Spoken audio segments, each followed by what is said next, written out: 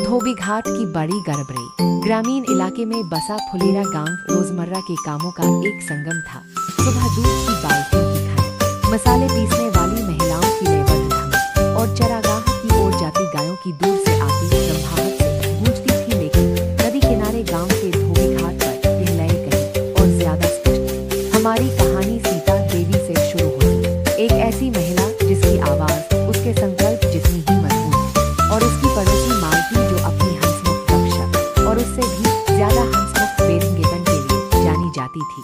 दोनों एक उमस भरे मंगलवार को धोबी घाट पर पहुंचे। धूप से गर्म चट्टानों पर कपड़े पटक रही थी। सीता देवी हमेशा की तरह सावधानी से अपनी पूरी तरह से साफ की हुई साड़ियां और धोती कुर्ते सुखाने वाली कतारों पर बिछा रही थी। इस बीच मालती एक जिद्दी चादर से जूझ रही थी और 5 फुट के दायरे में सभी पर पानी छिड़क रही थी। अचानक हवा का एक तेज बेकाबू झोंका जो खेतों में धूल के गुबार उड़ाता है, धोबी घाट से गुजरा। यह कतारों को चीरता हुआ रंग बिरंगे पक्षियों की तरह कपड़े उड़ा ले गया। साड़ियां लहराने लगी, धोतियां ऊपर उठने लगीं और कुछ पगड़ियां भी उड़ गईं।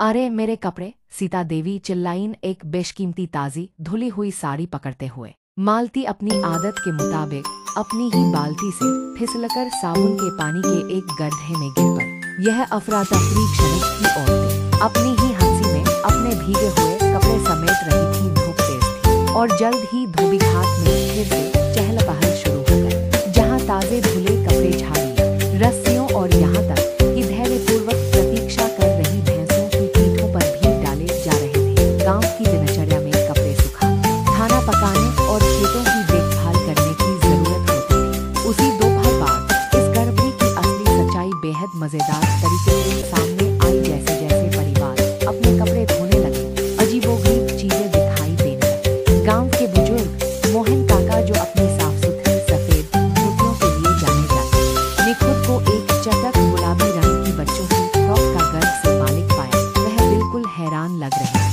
स्कूल शिक्षिका श्रीमती शर्मा ने बड़ी सावधानी से उस कपड़े को मोड़ा जो उन्हें अपने पति का कुर्ता लगा। लेकिन उन्हें एहसास हुआ कि वह एक विशाल चिकनदार भैंस का कंबल था। युवा राजू जो अपनी स्कूल यूनिफॉर्म की उम्मीद कर रहा था, उसे एक आश्चर्यजनक रूप से भारी कीचड़ से सनी हुई औपचारिक धोती मिली जो मंदिर के पुजारी की थी। राजू खिलखिलाकर हंसा, कल्पना करते हुए कि पुजारी अपनी छोटी सी निकर में खुद को कैसे ढाल रहे हैं। हालांकि सबसे शानदार गड़बड़ी सरपंच ओम प्रकाश से जुड़ी थी, जिनकी गरिमा केवल उनकी औपचारिक पगड़ी और धोती की बेदाग सफेदी से ही मेल खाती थी, जिन्हें हमेशा विशेष सावधानी से धोया जाता था।